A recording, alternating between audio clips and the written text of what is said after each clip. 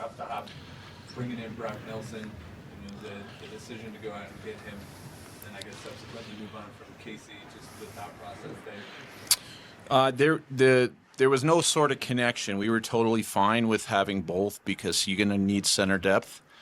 I think the opportunity to add Brock was just too good to pass up. He's a dynamite, center in this league for a long time. Big body, long, can skate, good 5-on-5 player, power play, kind of touches every area of the ice. So, we think that was a significant upgrade for us in the middle of the ice. Yeah, he told us yesterday when we asked him, you guys push the chips in the middle. He said, we have to. These are our years to go for it. I mean, just not only what you guys did this week, what you've done over the course of the season. Just, do you agree with what Nate said? You guys are in a position where you have to do it right now. Yeah, I think there's an expectation from the players, right? They're committed, they're dedicated on and off the ice, and I think, sometimes it's a more limited window. I think ours hopefully will be extended. With players like Nate and Coyle, and we have they get the lion's share, those guys, and Mikko when he was here for well-deserved reasons, but we have a lot of other, really quality hockey players, and Val Nichushkin and Arturi Lehkonen and Devon Taves and Josh Manson and now, Mackenzie Blackwood. So, we feel we have a good team, and their on-ice play, merits those decisions year to year, and sometimes it's limited, but hopefully our window is going to be pretty long here, and doing what we did is a reflection of their commitment and what they do on the ice. Speaking about that center depth, what was it about Charlie Coyle that stuck out as the guy to make that deal? I think Brendan had a really good tidbit. Charlie's never not played in the playoffs every year of his career. I think he's a big body. He's a centerman that can play the wing, or vice versa, however you want to call it. I think it gives Bedsy and the coaches a tremendous amount of lineup flexibility. They can use him as a matchup guy. He's a big body. When he's rumbling around down low in the offensive zone, he's a load. And I think, when you look ahead, you can see where there could be a massive need, for a player like that who's playoff tested and who's a man out there. And that was the draw. Was his production this season at all concerning you? No. He's a defense first, checking, big body guy that's a grinder. He contributes 5-on-5 and he'll continue to do that, but we're not looking for him to be, the power play is kind of filled up, so we need a big body that's going to be a matchup guy for the coaches, that's going to play hard minutes and give us a potential guy in key moments of each hockey game, and Charlie's proven that he can do that. What's the significance of bringing EJ back to the team? Erik's done a good job in Philly. I talked to Danny Briere, who was awesome to deal with on this. I think, you guys all know Erik, right? He's still a big body. He still gets around okay out there. He can touch our penalty kill. He can be a complimentary guy that Coach Bedsy and Prater can use, with G, maybe with, Ryan Lindgren, and mix him in there. But again, big body, right? Who's played in big hockey games, obviously, for us. And we all know the bubbly personality and the energy that he brings in, every single day. And for, down the stretch, hopefully we'll continue to play well. We've got to still earn our spot here. There's a lot of good teams in the West that are still fighting, and but we thought bringing him in for the hockey reasons and the familiarity and the off ice reasons, it just made too much sense. You've mentioned the word big several times already. Is that something you felt like your team was lacking?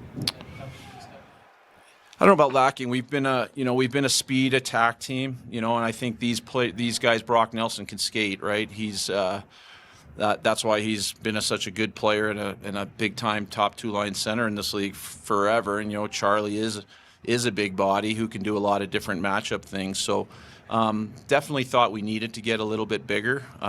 You add in Ryan Lindgren, who's maybe not the tallest guy, but brings a lot of sandpaper. And you just want to be well-versed to play any type of game, whether it's in the in the gritty areas of the ice, ground and pound, or attack. And I think with this group, we're more well versed to handle different types of games that we potentially could face. You talk about, like, you're just asking about, like, being all there. How do you sort of walk the line of, like, you're kind of in the Tampa Bay Vegas zone now, right? Where, like, all the picks this year, next year, all the high picks, like Cal Ritchie's gone. Like, just how do you sort of, like, okay, we're gonna push them, but, like, how do you kind of? It's hard. Yeah, it's hard. It's hard. I think this group tells us that by their play and what they've battled through, right? That we're, like I said, we got to get in still. Like there's still a lot of hockey left here, and after the trade deadline, there's a, renewed vigor or whatever you want. Now it's time to start playing, getting ready for the playoffs. Every game is important, and you're dialing it in, and because you know what's about to come, and I think that will be key. And I think our guys we've been injured this year. We've had some rough stretches. We've had our share of adversity and that type of thing. There's been a lot of change. So hopefully here over the next 4 or 5 weeks or whatever it is that group will start to gel. We'll get that ticket and we'll see. But, I think, our guys, that's the expectation. It's been building forever. They're in it to try and do damage, not get a playoff spot and see where the chips fall at the end. And we'll, in the off seasons for the off season, we'll figure that out as we move along. Sorry, Casey is gone because Cal is gone. Does that put more pressure on you to keep Brock Nelson beyond this year? We'll deal with all the free agent decisions as we move along. So we want to make sure it's a good fit for us. We think it's going to be a great fit. He has to believe it's going to be a great fit too. So, but we're confident in what our organization brings and can give to a player. But the focus is on the hockey games here and the rest of the season, and then we'll deal with the business in the off season. I know on Monday you didn't want to comment on this, but it's going to be coming out here shortly official that Mikko Rantanen's going to the Dallas Stars. Just kind of, when you made that trade 6 weeks ago, could you have ever envisioned this? No, I mean, listen, we made a really hard decision, and it was a hockey decision. We got some really good hockey players. Mikko is a great hockey player and a great person, and I'll always wish him the best. But no, I don't. We don't spend much time on seeing what other teams may or may not do. I think the Dallas Stars got a great hockey player and a great person. Megan, sorry. Maybe quietly behind the scenes, there have been players that might be able to help the organization in the future in Nikita Khrushchevov, Ivan, Taylor McCarr. Can you talk to me about how the strength of the amateur scouting staff is maybe giving you some confidence to move on from some of these draft capital? Yeah, I think we brought Nick Pryor's in his first year. Obviously you want your scouts to be excited going into every draft, and there's no doubt we're down some capital right now, but we've found some good players, right? Like you said, Logan O'Connor going back, Ivan were undrafted free agencies. That's part of their job, and they've done a heck of a job adding pieces that we believe down the road are going to be players for us. You mentioned Taylor McCarr. We're super excited about Ilya Nabokov and the year he's having. In the KHL, Zahar Bardakov, who we got in the deal with the Devils last year, has had a great year. So we feel we've got some pieces coming, and it'll always be important, always the draft process, and we'll see where we can go with the couple of picks we have this year. Right. You said you don't really pay attention, at least in a deal like Mikko's, on what teams may or may not do, but around trade deadline and on deadline day, how much are you paying attention to teams in division and what they're doing, and just what are your thoughts on it? Well, I mean, I'm a hockey fan, right? So like you guys, you get excited by the buzz and what are the chatter and what teams may or may not do, and you look at the the boards and there's some bear of teams on obviously on both sides, but in our division in particular, the Winnipeg Jets, the Dallas Stars, the Minnesota Wild, the Blues, on and on.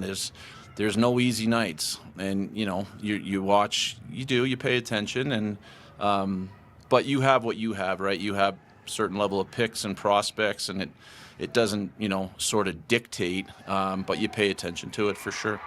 Chris, when you traded Nico, you told us that you guys didn't feel like you were deep enough.